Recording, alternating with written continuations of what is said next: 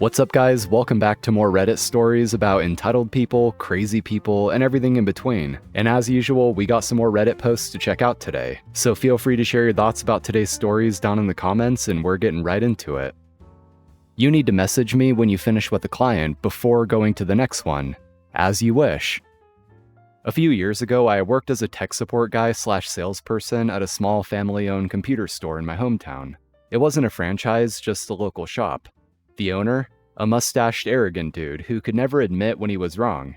No matter what went wrong, it was always someone else's fault. That constant blame game was a big reason why I ended up quitting, but that's another story. At the time, my main job was delivering products to clients and doing on-site tech support at their homes or businesses. Now, for some context, my boss was obsessed with the idea that I was too slow during client visits. No matter how long I actually took, be it 5 minutes or 2 hours, it was always too much in his eyes. He couldn't seem to understand that tech problems can vary and can take different amounts of time to fix. And of course, he loved to compare us to past employees. Back when so-and-so worked here, he was way faster than you. Funny thing is, I knew that when so-and-so worked there, the boss used to say he was slow and someone else was better. That was just his thing, guilt-tripping whoever was working for him at the time. Fast forward a bit. One day he was in an extra bad mood and decided that from now on I should message him every single time I finished with the client and wait for his reply before moving on. Same thing when I arrived somewhere, message him to say I had arrived. He wanted this done through WhatsApp, SMS, or even a phone call. If I didn't have credit, I was supposed to make a collect call, where the person receiving the call pays. Not sure how common that is elsewhere. Basically, he didn't trust that I was working and thought I might be wasting time between clients or just riding around town. Spoiler, there's not much to see. I was annoyed, but sure, whatever. Rules are rules. Day 1, I followed the rule to the letter. Arrived at a client, message. Finished the job, message and wait. I lost way more time waiting for responses than I ever did between jobs, but okay. Day 2, same deal. Morning went by. After lunch, I loaded up the bike with deliveries and gear and headed out. First client of the afternoon, messaged when I arrived. He replied, fixed the issue. It didn't even take 30 minutes, so I messaged when finished. No response. Waited 5 minutes. Nothing. Called him. No answer. Waited another 5 minutes. Still nothing. So I sat down on the curb under a tree and waited. Watched some videos, scrolled through Facebook, chatted with friends. And I waited and waited. Almost 3 hours passed. I just sat there doing nothing, waiting on the guy who demanded I never move on without his go-ahead. Eventually my phone rang. "Where are you?" said boss. "Still at Client X's place." "Still? He was the first one this afternoon. The day's almost over. Just go back here." On my way back now. I got back to the store and was greeted by him practically foaming at the mouth. "Why the hell did you take so long? You're so slow." I looked him straight in the eye. "I was following your rule. You told me to notify you every time I finished a client and wait for your reply before moving on. You didn't respond, so I waited. I'd never go against your orders." He froze, just stared at me. He didn't know what to say. Then he tried to backpedal. "Well, you should use common sense. If I didn't answer, it's because I was busy." Turns out he'd spent the whole afternoon dealing with contractors and problems at his house renovation, and just completely forgot he'd given me that rule. Needless to say, that rule was never mentioned again. I went back to the old way of doing things. But of course, he still kept complaining that I took too long with clients. Some things never change. Am I the asshole for not telling a woman she was about to sit and poop? I, 26 male, was at a crowded park recently where there were food trucks set up and people sitting around eating. Seating was pretty limited, and most people were sitting on this low concrete wall that runs along the edge of the parking lot. On the other side of the wall is a grassy area that's level with the top of the wall, so people sit with their backs toward the grass and legs facing the lot. I had just gotten my food when I noticed the only free spot left. At the same time, I saw a girl well dressed for the park and also walking toward it. She saw it first and was headed that way, but I was closer and got there before her despite her running when she saw me approaching it. As I got to it, I looked down at the grass behind the wall and saw a big pile of dog poop right where someone's lower back or clothes would land if they leaned or sat back. It was pretty gross, and I decided not to sit. Right then, she walked up and looked annoyed, saying, "Seriously? I was going to sit there." I didn't want to make a thing of it, so I just stepped aside and said, "Go ahead, you can have it." She immediately sat down without checking behind her, and just a second later jumped up with a disgusted look on her face.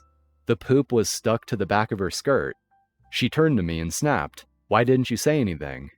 I told her, "I saw it, yeah, but I didn't know how you were planning to sit. For all I knew, you were just going to perch on the edge or sit upright.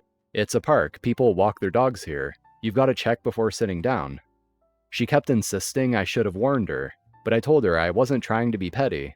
I genuinely didn't know how far back she was going to lean or sit, and it wasn't really my responsibility to check the ground for her. She could have sat only on the wall and not on the grass, and would have been fine. She eventually walked off frustrated, but now I'm wondering if I should have just said something anyway. But I feel like, especially since she was so confrontational about the spot, it wasn't really necessary. Am I the asshole? Yeah, I'm gonna go ahead and say that OP was the asshole here, and most commenters on the post seem to agree as well. From what we can tell, it sounds like OP saw that this woman was heading for that spot, and OP just thought, "Oh, I'm closer, I'm just gonna take it first," which is already kind of rude if you knew someone was heading for it. And yeah, she might have given OP a bit of attitude saying she was wanting to sit there, but that's just because OP was being rude in the first place. And so what does OP do? He intentionally avoids telling her about the dog poop just because she pointed out that OP was being rude. And not to mention, she also probably didn't notice the poop there in the first place because she was already annoyed with OP and just wanted to sit down, and so was a bit less careful.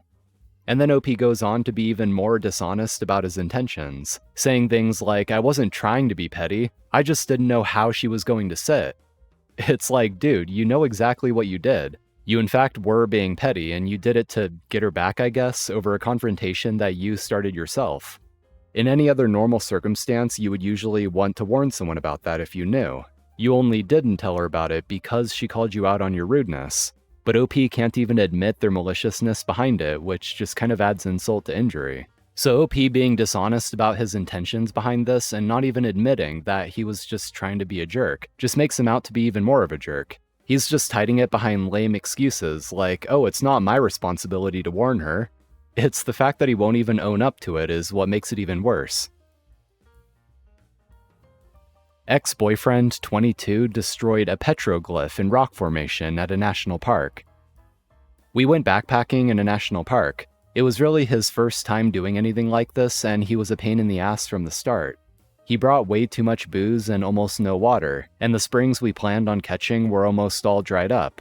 He could have died had we not found one that was good.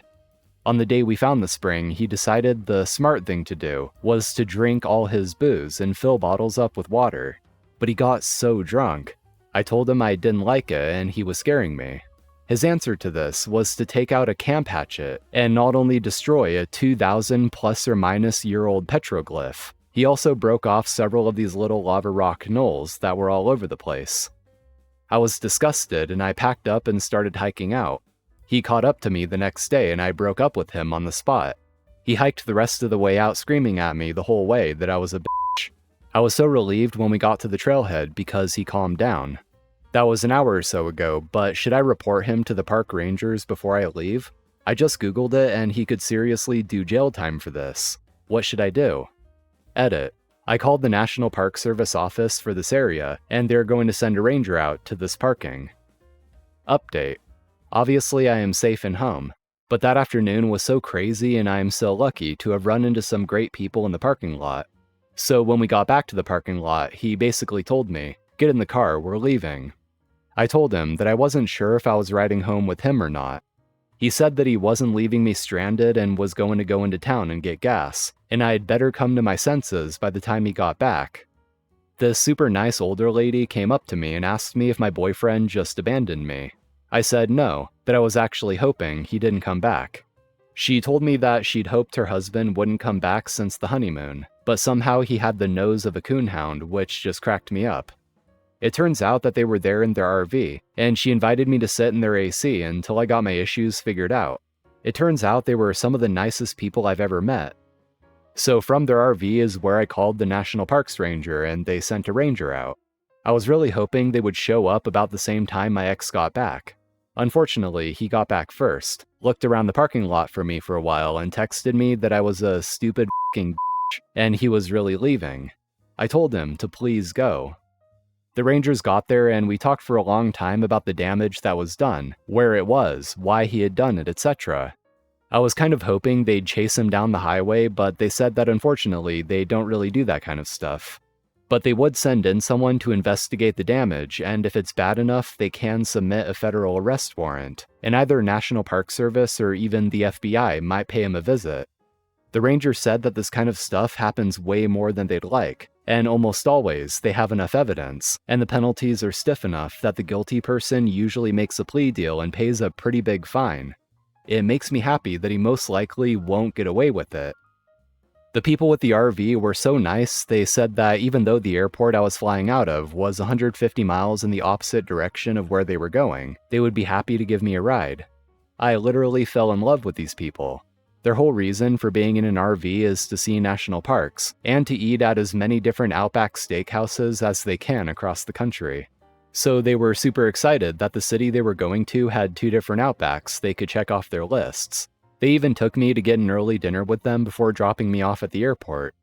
They were so sweet they insisted on giving me a $100 bill to make sure I had money for an emergency. They are going to stay in touch and maybe even come see me at the end of the summer. And yes, eat at the Outback in town. So that's really it. I am sick about introducing my ex to backpacking and confirming he's a piece of crap by doing damage to irreplaceable art and nature. But I'm also glad I'm safe. I dropped a whole bunch of dead weight and got some awesome honorary grandparents out of it. Anyway, that's going to be it for today, guys. Thank you for watching. I appreciate it. Hope you all enjoyed, and if you did, be sure to drop a like on the video. And also, if you haven't already, be sure to hit that subscribe button for more Reddit content like this. So take care, friends, and I'll see you next time.